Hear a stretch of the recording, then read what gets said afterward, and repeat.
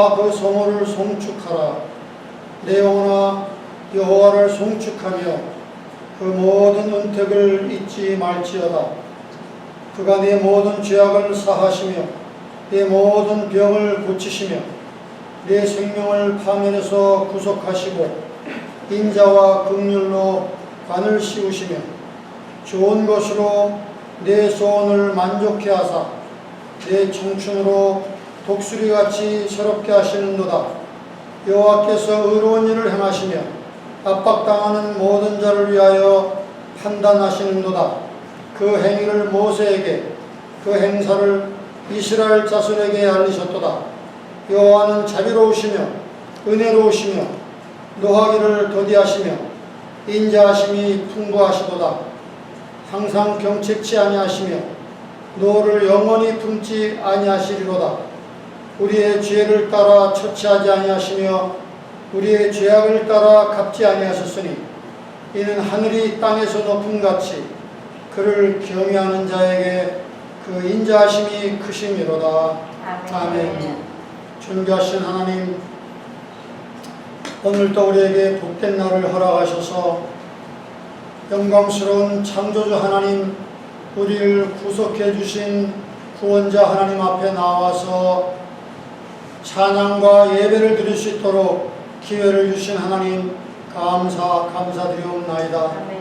이 시간을 통해서 하나님 더 주님께 가까이 가며 우리 당신의 선택받은 백성들이 어떻게 빛 가운데 행하여야 될 것을 밝히 말씀하여 주시고 성령의 도우심을 힘입어 순종하며 살아가는 하늘의 백성들, 영원한 소망을 따라서 아버지 하나님의 눈동자같이 지킴을 받는 복된 기업이 될 수 있도록 축복해 주옵소서. 불귀한 사정으로 나오지 못한 우리 형제자매들도 주님이 기억하시고 주의 자비하심을 베풀어 주시기를 바라오며 예수님의 이름으로 기도합니다. 아멘. 우리 교회 찬송 25장 드리겠습니다.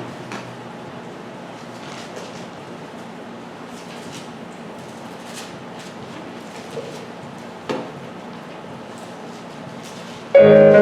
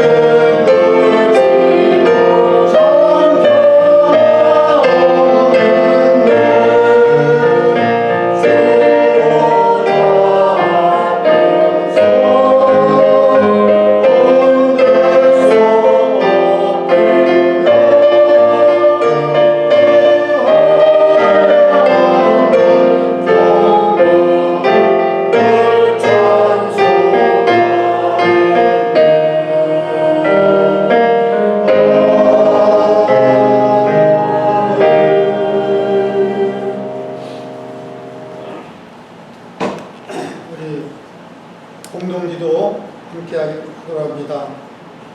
이 공동기도에 이번에 이제 산불이 나서 우리 많이 고통을 당하고 있는데 그것도 우리가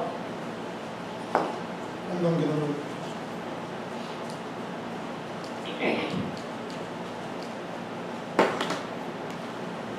정말 2년에보다 더 많은 빈도수를 가지고 산불이 일어나고 있습니다. 그리고 며칠 전에 여러분 느꼈죠? 4점 몇 도의 그 지진이 나서 저도 깜짝 놀랐어요. 막 우두두 막 해갖고 뭐 천장에서 떨어질까봐 많이 이렇게 놀랐는데 여러분 정말 하루하루 하는 것이 하나님의 은혜입니다.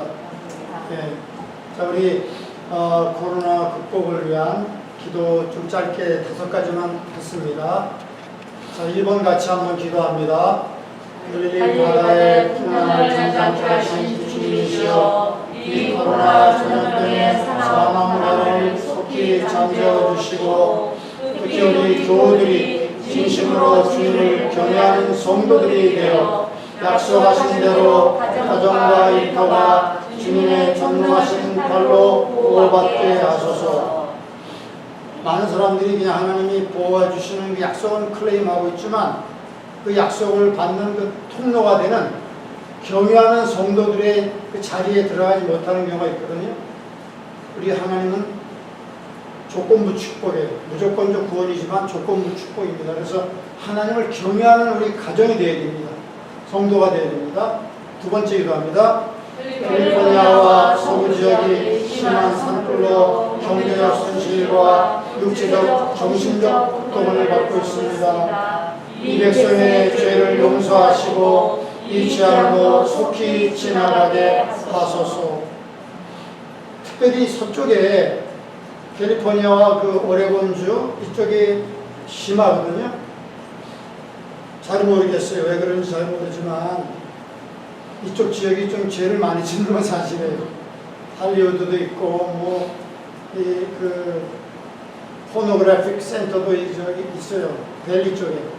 그런 것들이 하나님 앞에 어떻게 보일지 모르지만 또 샌프란시스코의 그 무지개 그런 것들이 집중되어 있어서 연관이 있을지 모르겠습니다. 하여튼 우리가 이 땅을 불쌍히 여겨달라고 하나님 앞에 기도하면서 나아가기 원합니다. 세 번째, 어린이 카운티지역의 대민들과 제한적으로 제기되었지만 아직까지 카운티 지역 등 신뢰가 여전히 허락되지 않고 있습니다.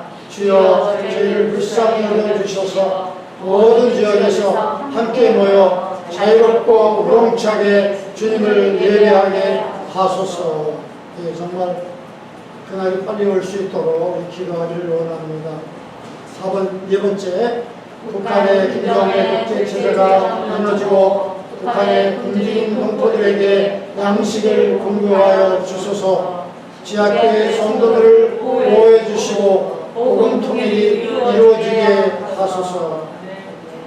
여러분 이번에 남한도 그 홍수 피해가 심하지만 북한도 엄청난 타격을 입어서 그냥 엎친 데 겹친 격으로 죽어라 하는 것 같아요. 참 이 정권이 잘못되니까 이렇게 이 백성들이 피해를 많이 입고 있습니다. 우리 북한 땅을 위해서 계속 기도하시기 바랍니다.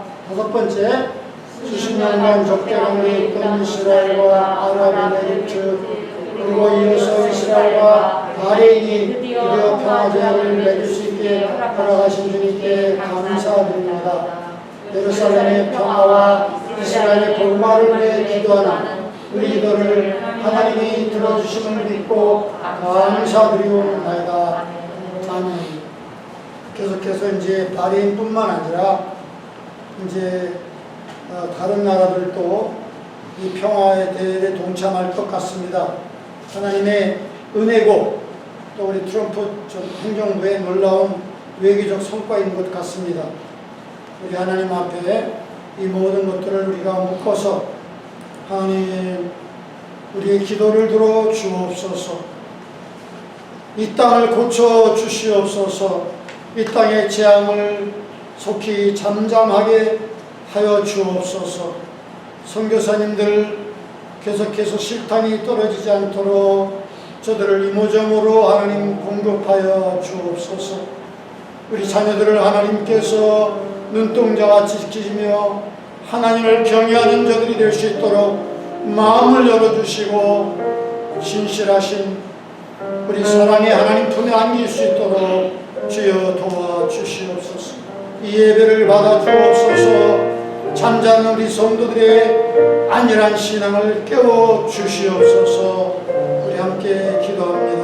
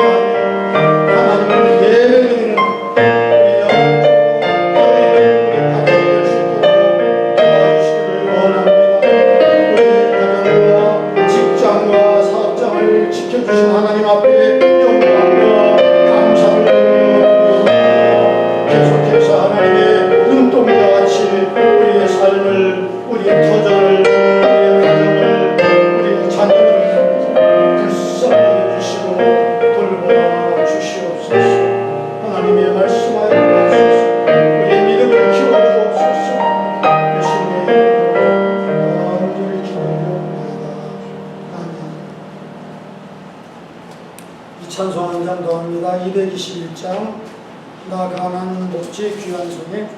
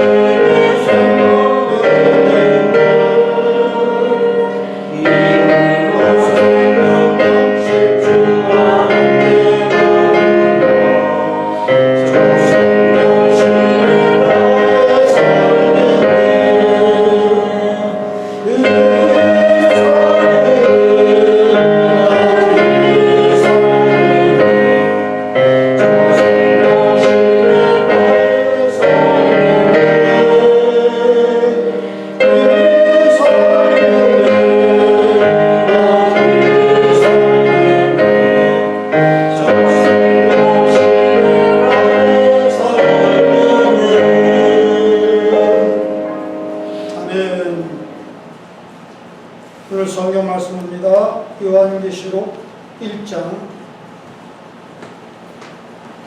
성경 마지막 책입니다. 요한계시록 1장 1절부터 8절까지.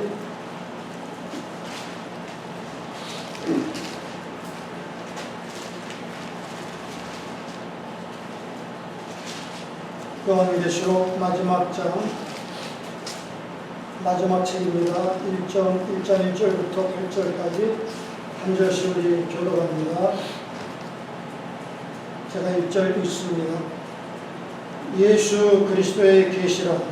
이는 하나님이 그에게 주사 반드시 속히 될 일을 그 종들에게 보이시려고 그 천사를 그 종 요한에게 보내어 지시하신 것이라.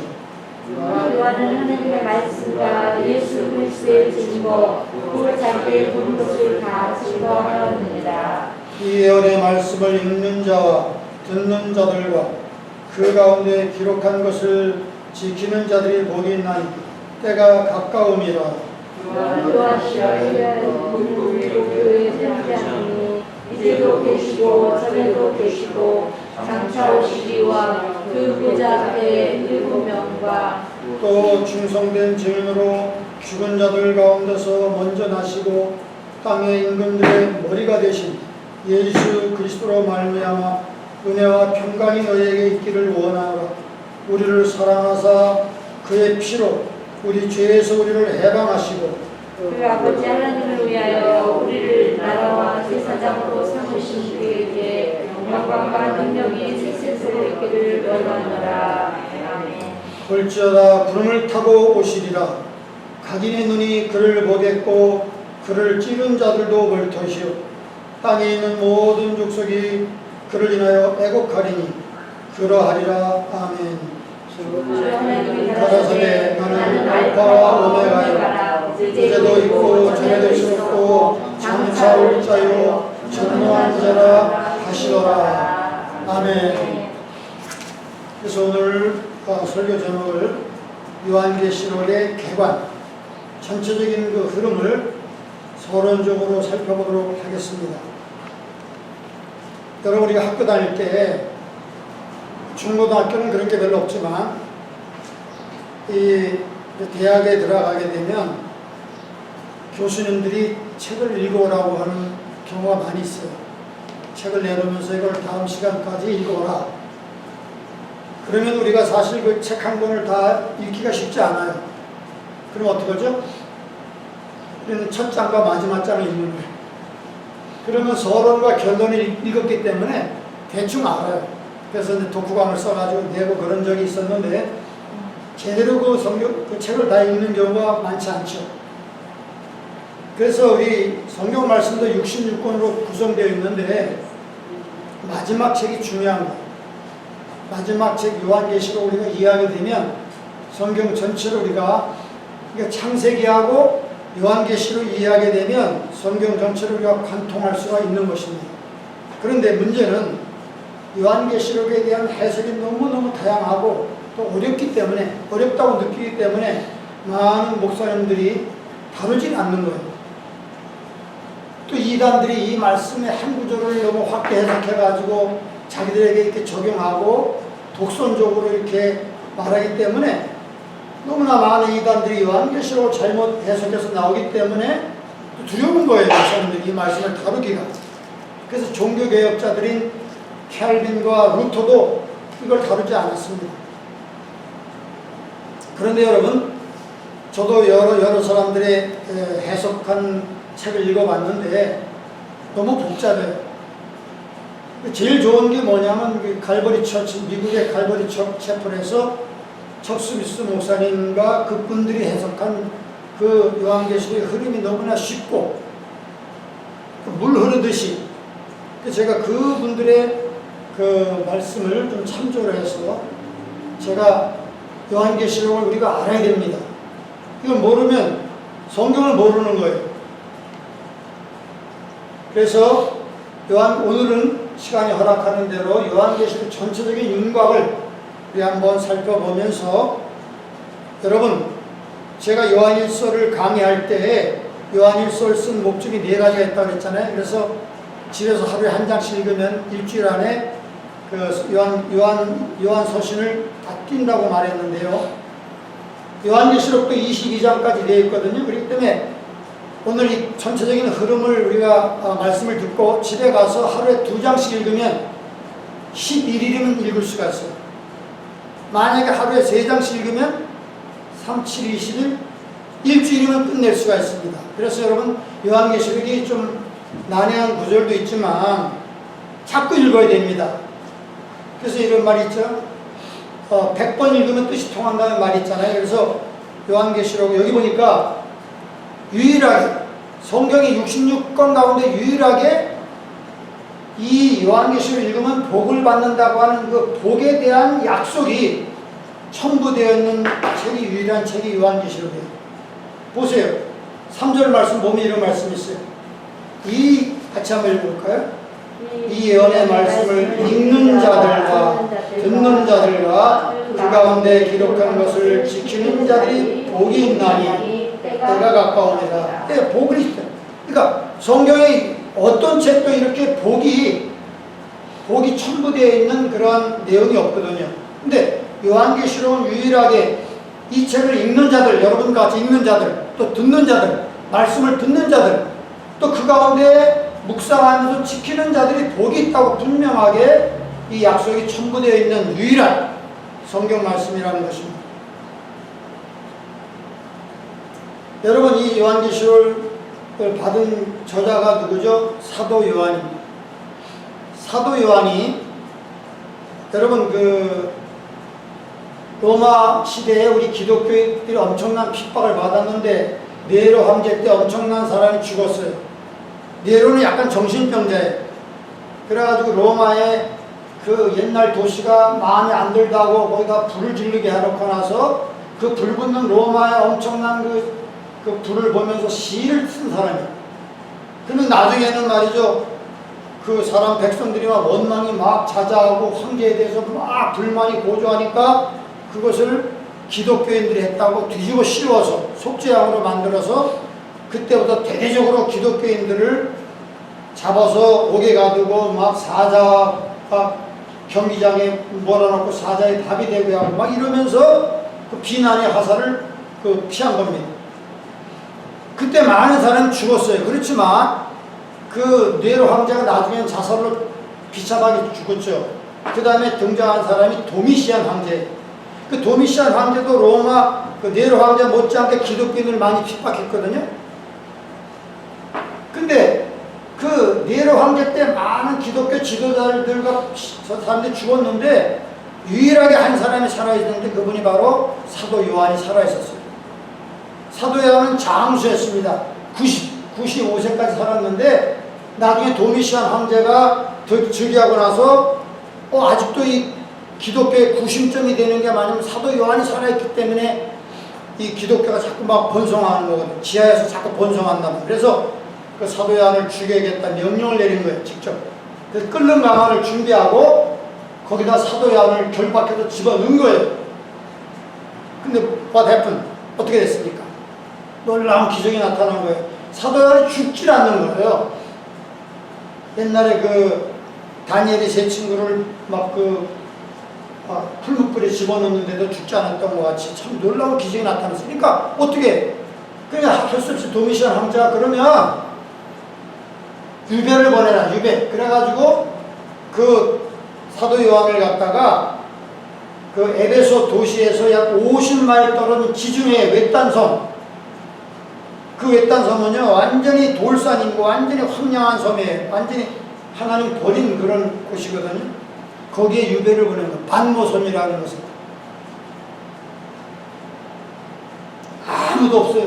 돌로 된 그런데도 그냥 그 간수가 이렇게 귀양살이를 하고 있었는데, 그런데 그 삭막한 땅에서 아무 희망이 없는 그 땅에서 주일날 요한 사도가 스스로 예배를 드리는 가운데 하늘문이 열리고 예수 그리스도께서 나타나셔서 사도 요한아 너에게 이렇게 보여준 이 모든 걸 글로 기록해서 다 남겨라 이렇게 말합니다. 그래서 이 참 놀라운 그런 요한계시록이 오늘날까지 우리에게 보존된 것입니다. 그런데 놀라운 것은요, 나중에 사도 요한을 유배 보낸 도미시안 황제는 죽었지만 사도 요한은 나중에 살아있어서 다음 황제가 등극해가지고 사도 요한을 다시 풀어줬습니다. 그래서 다시 에베소에 돌아와서 그 100세가 넘는 그 나이에 교회들을 다니면서 믿음에 든든히 믿음에 든든히 세워줬습니다. 그래가지고 나중에 이런 말이 있어요.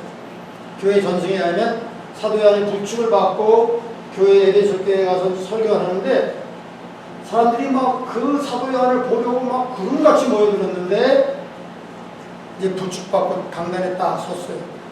그런데 굉장한 말씀이 있는가 이렇게 기대했는데 그게 아니에요. 나의 자녀들아, 나의 형제자매들아, 우리가 서로 사랑하자. 사랑은 하나님께 속한 것이니 사랑하는 자가 하나님을 알고 우리가 서로 사랑하자. 우리 예수님께서 우리를 사랑하 자기의 생명을 버리셨으니 우리도 마땅히 형제자매들을 위해서 생명을 버리는 것이 마땅하다 하면서 그 사랑의 설교를 하면 다 눈물바다가 된 거예요. 성령이 흘러내려와서 그러나 그냥 간단하게 내려가십니다. 말이 필요 없는 거예요. 그런 교회의 전승이 내려오고 있습니다. 여러분, 그래서 이 요한계시록에 여기 1절 보니까 이렇게 말씀했잖아요. 예수 그리스도의 계시라 하나님이 요한에게 주사 반드시 속히 될 일을 그 종들에게 보이시려고 그 천사를 요한에게 보내어 계시하신 것이라 이렇게 말했거든요. 여러분, 그런데 중요한 것은 아까도 말했듯이 이 요한계시록의 중요한 것은 이 말씀을 읽는 자들에게 축복을 갖다 어태치했단 말이죠. 두 번째 요한계시록 특징이 뭐냐면 19절 말씀 보면 이 요한계시록 자체가 어떤 구조로 구성되어 있는지 아웃라인을 성경 자체가 말하고 있어요. 19절 말씀 봅시다. 요한계시록의 구조가 심플한 거 너무 어렵게 복잡하게 생각할 필요가 없어요. 자, 요한계시록 19절에 보면은 세 단계로 구성되어 있는데 그 말씀을 성경 자체가 그 아웃라인을 제시하고 있다는 것입니다. 자, 19절 말씀을 봅시다. 시작. 그러므로 내가 본 것과 이제 있는 일과 장차 될 일을 기록하라. 네, 세 단계로 된 거예요. 요한계시록은 간단해요. 크로나로지컬리, 그러니까 연대기적으로 순서적으로 이렇게 됐는데, 자, 첫 번째가 뭐냐면 네가 본 것 1장입니다. 사도 요한이 본 것을 우리가 쭉 1장 읽어보면 알지만 부활하시고 영광 받으신 그 놀라우신 예수 그리스도의 모습을 본 거예요. 눈이 불꽃 같고 머리털이 양털같이 시고 가슴에 금띠를 띠고 촛대 사이에 다니시는 그 영광스러운 부활하시고 영광 받으신 예수 그리스도 그 목소리는 말이죠. 많은 물소리와 같이 나야가라 폭포 같은 많은 물소리와 같은 그 모습 그걸 본 거예요. 그 1장입니다. 네가 본 것을 기록하고 그 다음에 두 번째는 이제 있는 일. 이제 있는 일이 뭐냐면 교회 2장과 3장에 그 당시에 소아시아에 흩어져 있던 7교회에 대해서 주신 말씀이거든요. 그게 현재 있는 일이에요. 사도 요한이 있을 때에 교회가 존재했거든요. 7교회가. 그 교회에다 편지를 썼는데 그게 바로 현재 있는 일. 그게 바로 2장과 3장입니다. 그 다음에 장차 될 일.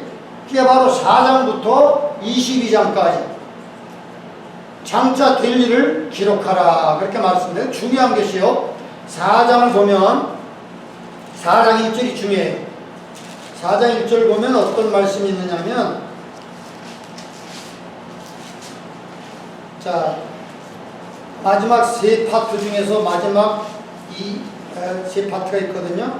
그건 앞으로 미래에 될 일을 말하는 거예요. 하나님이 어떤 프로그램을 가지고 인류를 이렇게 끝낼 것인가 하는 말씀이 나오는데 4장 1절을 한번 읽어봅시다. 시작.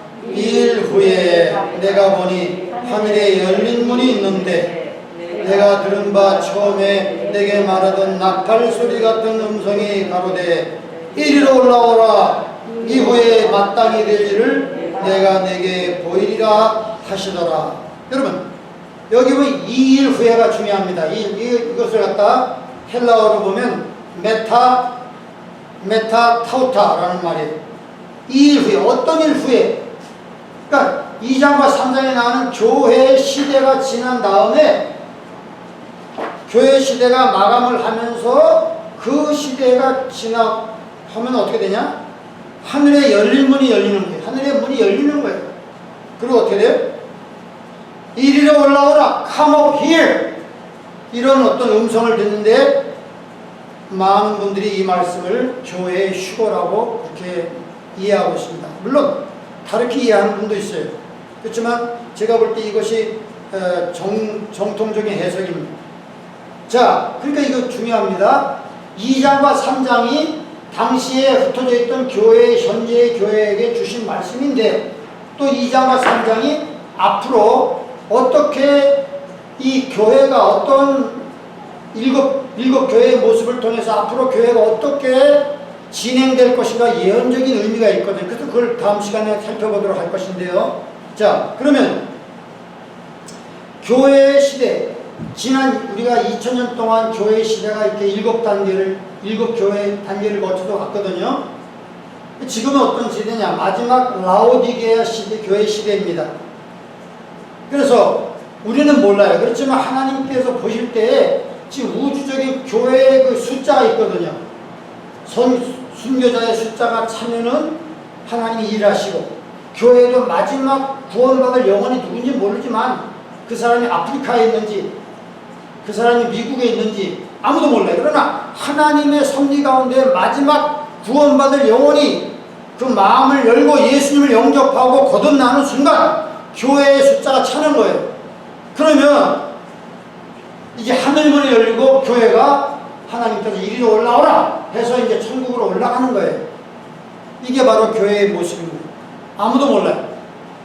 근데 그때가 가까운 것만 사실이거든요. 네, 그래서 여러분 정말 하나님의 지금 교회가 여러 교단도 많고 뭐 교회가 많지만 하나님 볼 때 교회에 나온다고 그 사람이 성도는 아니거든요.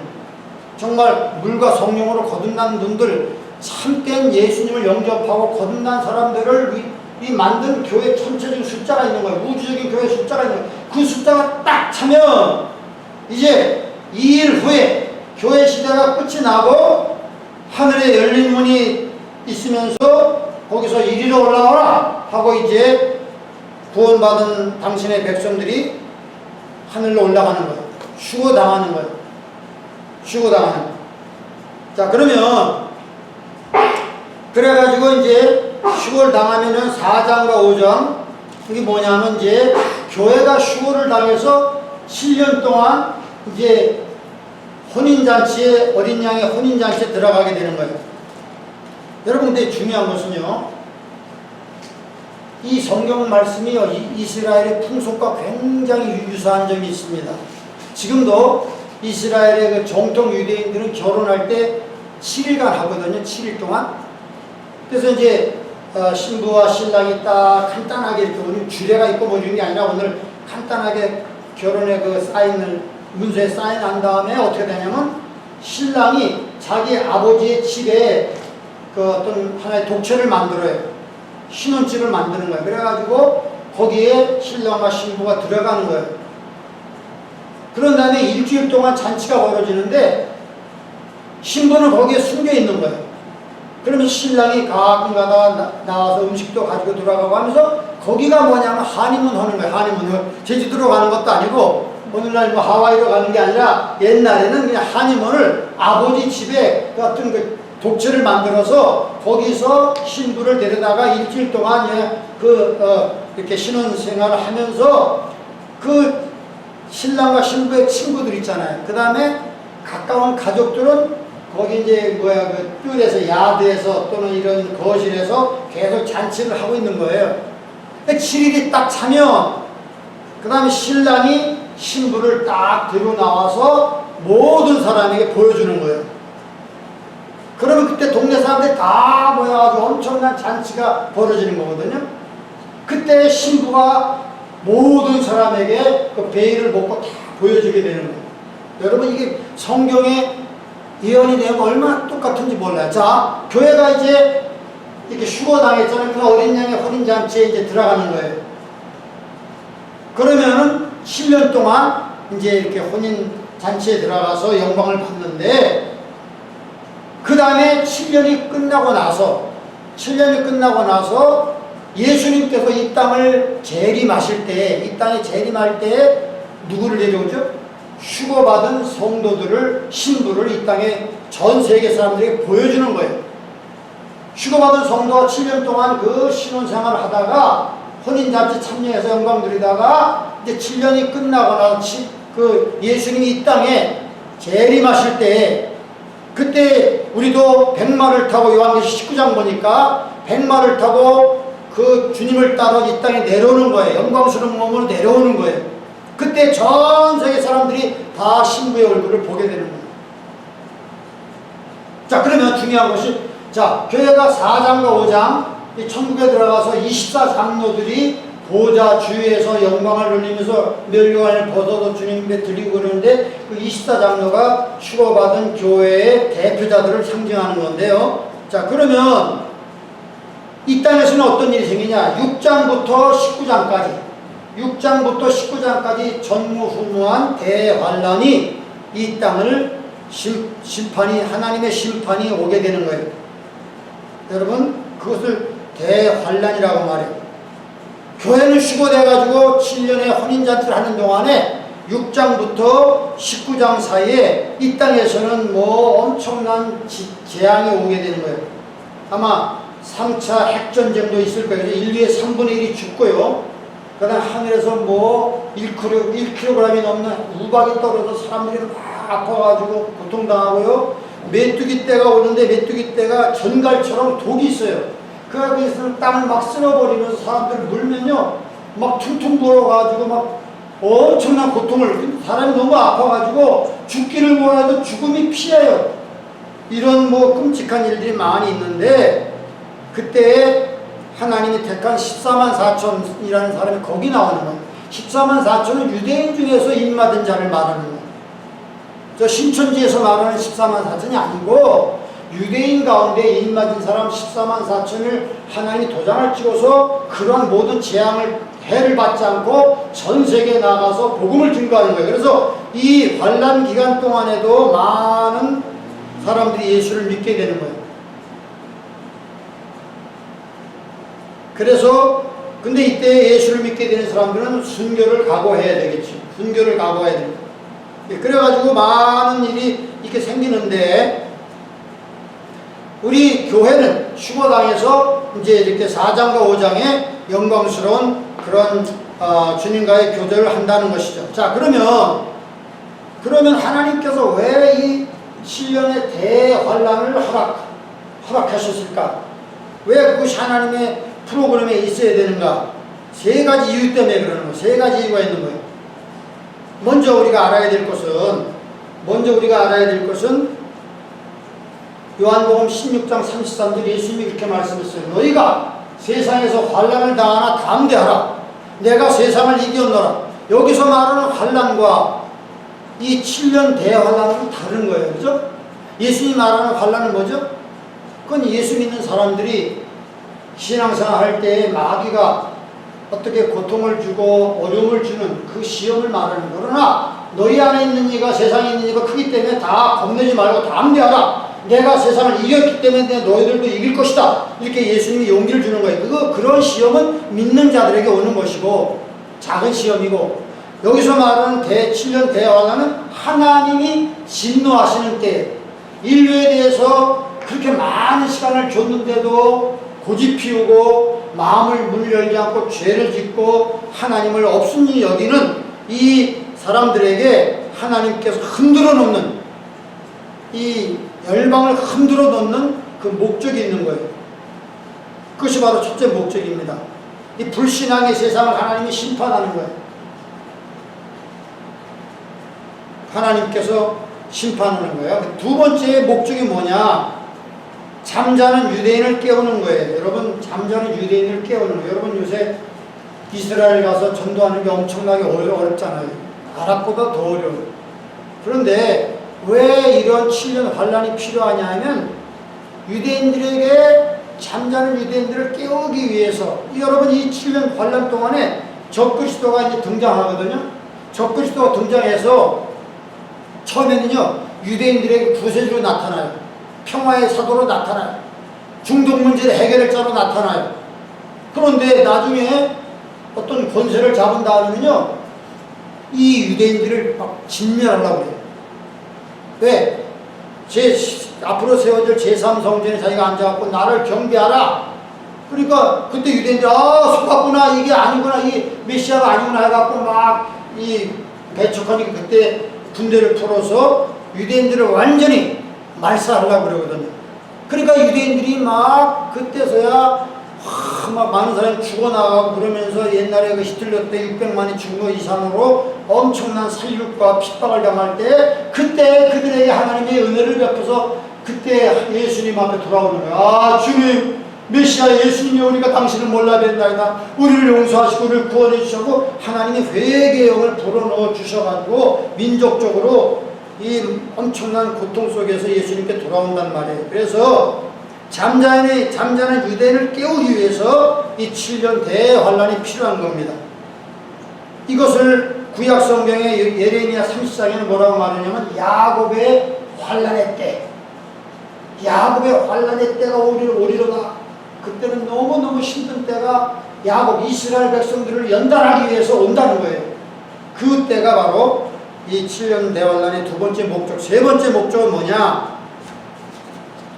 세 번째 목적은 바로 앞으로 7년 대환, 예수님이 재림하셔서 7년 대환란 끝에 예수님이 부활한 우리 교회 성도들과 함께 이 땅에 재림할 때 재림해가지고 뭐 천년 왕국이 만들어지잖아요. 그 천년 왕국이 영광스러운 에덴 동산이 이 땅에 회복되는데 여러분 이 땅을 청소하지 않으면 안 되잖아요. 청소해야 되잖아요. 지금 이 땅이 얼마나 오염돼가지고 얼마나 더럽습니까? 뭐 자연환경도 많이 파괴됐지만 얼마나 죄를 많이 짓고 얼마나 사탄이 막 놀이터였습니까? 이 세상이 사탄의 놀이터 아닙니까? 많은 사람을 죄 짓게 하고 말이죠. 그러니까 하나님이 이걸 깨끗하게 청소해야 되는 거예요. 7년 대환란의 불같은 심판을 통해서 이 메이크업 더 킹덤, 앞으로 주님이 재림하셔서 세우실 그 나라를 소독해야 되잖아요. 그런 소독으로 만드는 죄와 반역으로 얼룩진 지구를, 이 지구를 소독하고 청소하는 그 시간이 필요하기 때문에 그런 거예요. 여러분들 여행을 많이 해보면 우리가 호텔에 머물 때가 많잖아요. 호텔에 들어가면 어떻게 해요? 딱 들어가서 하루 이틀 동안 뭐 어서 샤워하고 막 수건도 막 어지럽히고 말이죠. 그 다음에 뭐 음식도 주문해 먹고 그 음식 짓거리도 있고 말이죠. 콜라 캔도 있고 막 더럽단 말이에요. 이게 지저분하지만 이제 우리가 이 조그만 플라스틱 있잖아요. 그거 가지고 어디 나가면서 Please make up the room 하고 딱 바깥에 이렇게 걸어놓고 나서 나중에 하루 동안 나중에 어디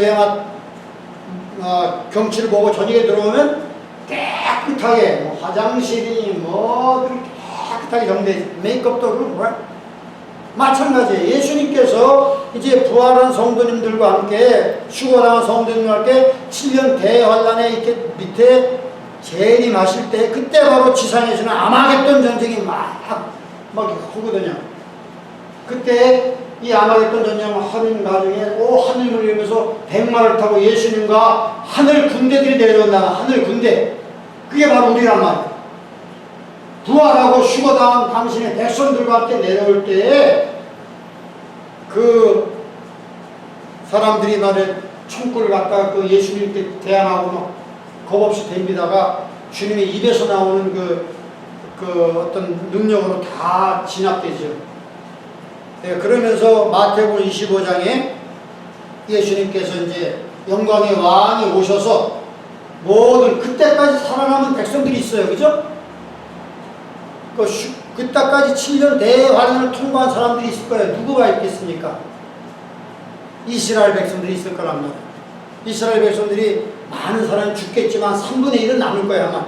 성경이 3분의 1은 남을 거예요. 남은 자가 구원받는다 그랬으니까 로마서 11장 보니까 그리하여 모든 유대인들이 구원을 받으리라. 3분의 1은 하여튼 연단 가운데 남게 돼 있어요. 그 다음에 이방 민족 중에서도 짐승의 표를 받지 않고 적그리스도에게 경배하지 않고 죽으면 죽으리라고 예수 믿고 어떻게 정말 순교의 각오로 살아남은 사람들이 있을 거란 말이에요. 많지 않지만 그런 육체를 가지고 있는 사람들을 예수님께서 이제 심판하는 거예요.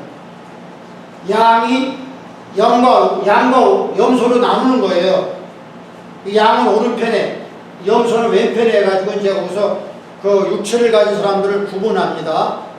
그러니까 유대인들하고 또 이렇게 그런 사람들, 그런 사람들을 내 아버지께 예비한 나라에 들어가라. 그렇게 예수님 말씀하시면 그분들이 육체를 가지고 영광스러운 천년왕국에 들어가게 된다 이것이죠.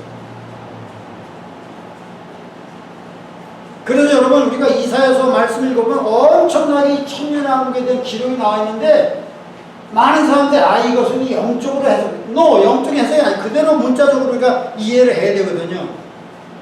이 땅에 에덴 동산이 회복되는 거란 말이에요. 그 엄청난 평화의 나라, 전쟁이 다시는 없을 것이고 모든 사람들에게 번영이 있는 거예요. 모든 사람들이 다 자기 무화과나무 안에서 생활을 경제적으로 시큐어한 거예요. 더 이상 누구 인플루이도 없고 더 이상 누구 착취도 없고 말이죠. 모든 사람이 경제적으로 안정을 누리면서 전쟁이 다시는 없고 모든 칼과 창을 다 낫으로 만들고 말이에요. 그리고 이 땅에 영광스러운 의의 나라가 건설되는 겁니다. 그러면 우리가 예수님과 함께 이 땅에 재림한 우리들은요 이미 육체가 아니라 영광스러운 부활의 몸으로 갈아입었기 때문에 더 이상 죄를 짓지 않는 거예요. 더 이상 죄를 짓지 않아요. 그런데 여러분 육체를 갖고 그 천년왕국에 들어간 사람들은요 이사야서 65장에 보면 그건 한번 찾아봐야 되겠네. 여러분 이사야서를 쭉 읽어나가세요. 그럼 엄청난 예언이 천년왕국에 대한 내용이 너무나 많이 나와 있는데 이것을 우리가 등한히 여기면 안 됩니다. 너무나 이것은 곧 실현될 것이기 때문에 우리가 이 말씀을 묵상하면서 즐거워하면서 기뻐하면서 내가 이 영광스러운 나라에 꼭 들어갈 수 있도록 나 자신을 준비해야 될 것입니다. 자, 이게 보면요. 자, 18절 65장 18절부터 이제 25절까지가 어떤 그 천년왕국의 약간 그 스냅샷이에요. 스냅샷. 어떤 일이 벌어질 것인가? 자, 보세요. 19장 내가 읽었습니다. 내가 예루살렘을 즐거워하며 나의 백성을 기뻐하리니 우는 소리와 부르짖는 소리가 그 가운데서 다시는 들리지 아니할 것이며 더 이상 악재가 없어요. 더 이상 우는 소리가 없어요. 더 이상 불공평한 것이 없어요. 그러니까 우는 소리가 부르짖는 소리가 없는 거예요. 자, 20절 한번 읽읍시다. 시작. 거기는 날수가 많지 못하여 죽는 유아와 수완이 차지 못한 노인이 다시는 없을 것이라. 곧 100세에 죽는 자가 아이겠고 100세 못되에 죽는 자는 저주받은 것이라. 여러분 그 나라에 들어간 육체를 갖고 들어간 사람은 100세에 죽으면 아이예요. 아이. 그 나라가 노아 홍수 전과 같이 900세 100세를 살기 때문에 여러분 그 사람들이 얼마나 아기를 많이 낳겠어요. 인구 폭발이 나는 거예요. 인구 폭발이. 천연왕국 때 인구 폭발이 나요. 우리는 뭐 장가들고 시집가지 않지만 부활의 몸이기 때문에. 그러나 육체를 갖고 들어간 유대인들이나 이방 민족 가운데는 그 사람들이 많이 시체가 건강하기 때문에 아기를 많이 낳아서 엄청난 인구 폭발이 일어나는 거예요. 예? 그다음에 봅시다. 그들이 가옥을 건축하고 그곳에 거하겠고 포도를 재배하고 열매를 먹을 것이며 그들이 건축한 데에 타인이 거하지 아니할 것이며 뭐 요즘같이 모기지 때문에 뭐 집을 잃어버리는 일이 없는 거예요. 예. 그들이 재배한 것을 타인이 먹지 아니할 것이며 뭐 태풍이 와갖고 만약 갑자기 홍수가 와서 다 떠내려가고 그런 게 없는 거예요. 재난이 더 이상 없는 거예요. 이는 내 백성이 수완이 나무의 수완 같겠고 나의 택한 자가 그 손으로 일한 것을 먹을 것이며 재난과 수고가 더 이상 그 땅에 침범하지 아니할 것이겠다. 그러니 쭉 보니까 그들이 부르기 전에 내가 응답하게 하나님과 이렇게 굉장히 긴밀하게 예수 그리스도가 왕권을 가지고 예루살렘을 다스리기 때문에 이리와 어린 양이 함께 먹을 것이며 사자가 소처럼 짚을 먹을 것이며 뱀은 흙으로 식물을 삼을 것이니 어린아이가 독사의 구멍에 장난쳐도 물지 않는 이 놀라운 평화의 나라, 해가 없는 나라, 사나운 짐승이 없는 나라, 이 의의 나라가 이게 우리에게 도래하게 되는 것입니다. 자, 그 중요한 것은 여기 보면요, 요한계시록 이렇게 천년왕국이 어디에 기르냐면 요한계시록 20장에 나와요. 요한계시록 20장에 천년왕국이 나오는데 중요한 것은요, 마지막 천년왕국이 끝날 때쯤 돼서 여러분 또 한 번의 마지막 그 전쟁이 있습니다. 곡과 마구의 전쟁이라는 것이 있어요. 여러분 그게 뭐냐면 여러분 알다시피 우리 같이 이제 신령한 몸으로 바뀐 사람은 더 이상 죄를 안 짓습니다. 그런데 육체를 갖고 들어가서 이제 거기에서 태어난 사람들이 있을 거 아니에요. 천년왕국에서. 그 사람들은요, 예수님에 대해서 결단할 시간을 못 가진 거예요. 그 부모들은 그 환난을 통해서 엄청 연단을 받아갖고 믿음이 좋은 사람들이지만 그때 태어난 젊은 아이들은 말이죠, 고난이 없었어요. 예수님에 대해서 선택할 결단이 없었어요. 그렇기 때문에 그때 이제 마귀를 갖다 하나님께서 결박해서 무적행에 천년을 쳤는데 천년이 다 찰 때쯤 돼서 마귀를 석방하거든요. 그럼 사탄이 나와가지고 그 육체를 갖고 있는 사람들을 유혹하는 거예요. 그때 그 사람들이 예수를 택할 것이냐 아니면 사탄을 택하고 결단해야 되는데, 놀라웠게도 요한계시록 20장 보니까 놀라웠게도 많은 사람들이 사탄을 택하는 거예요. 이상하잖아요. 그렇게 완전 무결한 환경 속에서 태어난 백성들이 어떻게 해서 이렇게 하나님을 택하지 않고 이렇게 마귀를 쫓아갈까? 우리 퀘스천 마크예요. 그런데 우리가 깨달은 것은요, 여러분 환경이 좋다고 사람들이 올바른 사람이 되는 게 아니에요. 여러분 이 아이들을 키워보면 알지만 어려운 환경에서 자란 애들이 오히려 부모에게 수도한다고요. 근데 이 아이러니컬하게도 말이죠, 강남의 오렌지 쪽으로 말이에요, 부모가 갑자기 그 부자가 돼요. 땅 때문에 부자가 돼가지고 뭐라 그러죠? 그 사람들은 오렌지족이라고 그래요. 막 그냥 스포츠카 타고 다니는 말이에요. 부모 덕분에 막 돈 막 쓰는 이런 이세들 같은 사람들을 보면요, 지 마음대로 살고 부모도 뭐 몰라요. 막 반역 이상한 애들이 많이 나타난다.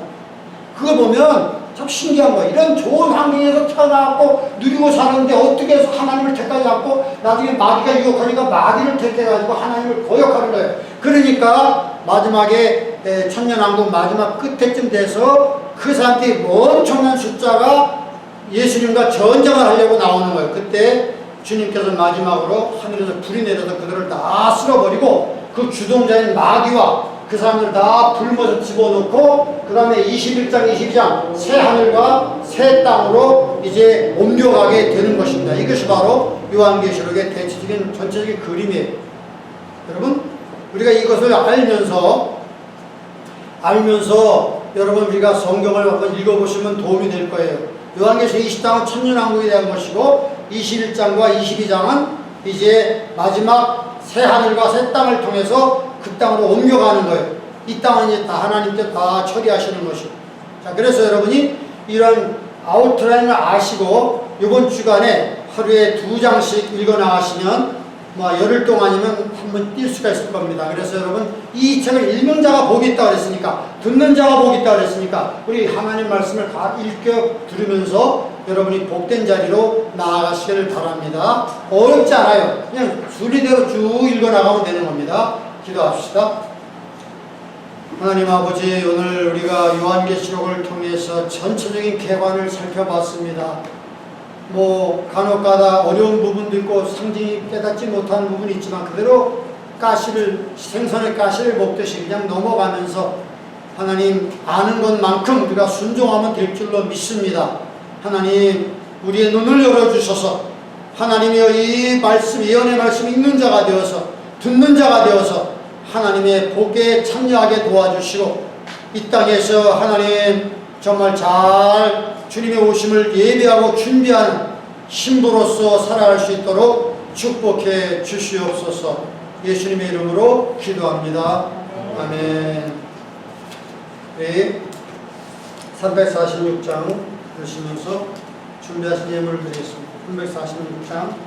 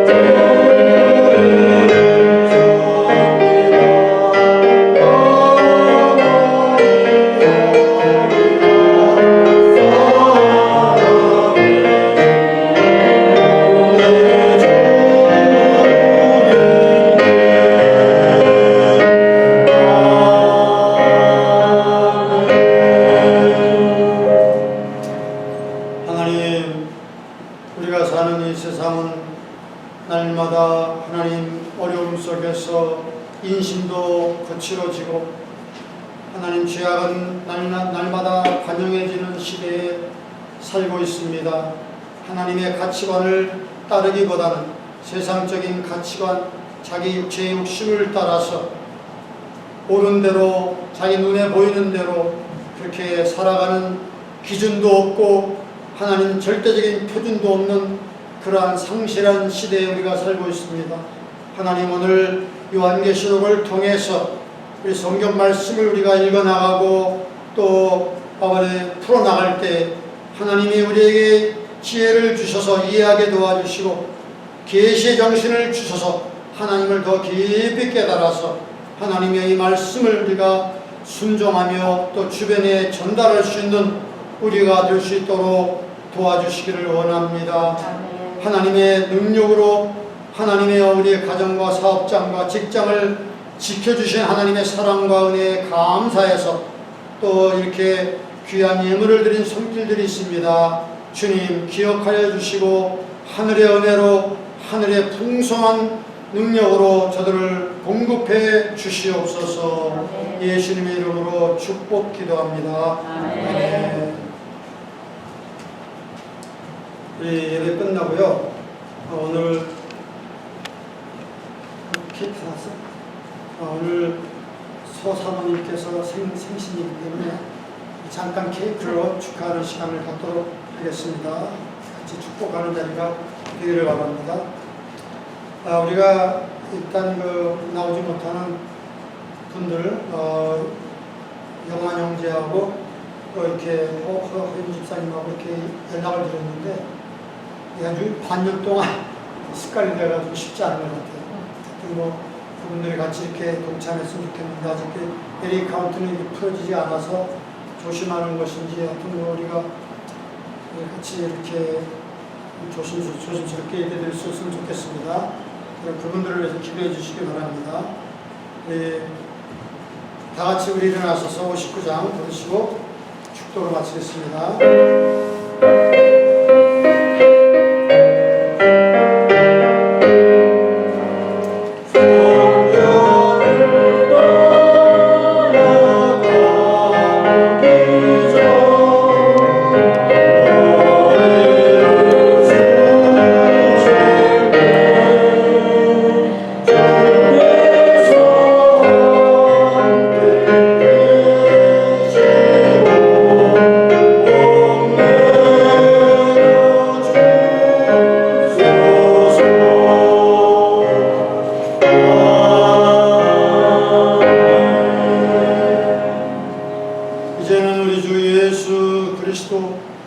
당신의 앞으로 되어질 일을 그 종 요한에게 계시로 보여주셔서 우리 모든 사람들이 그 계시를 우리가 읽고 듣고 그 가운데 기록된 것을 지킴으로 말미암아 영원한 주님의 신부로서 우리 자신을 준비하며 살기를 다짐하는 사랑하는 우리 성도님들 가정마다 신령마다 또 사업장과 직장마다 늘 눈동자같이 지켜주시기를 주 예수님의 이름으로 축원하옵나이다. 아멘.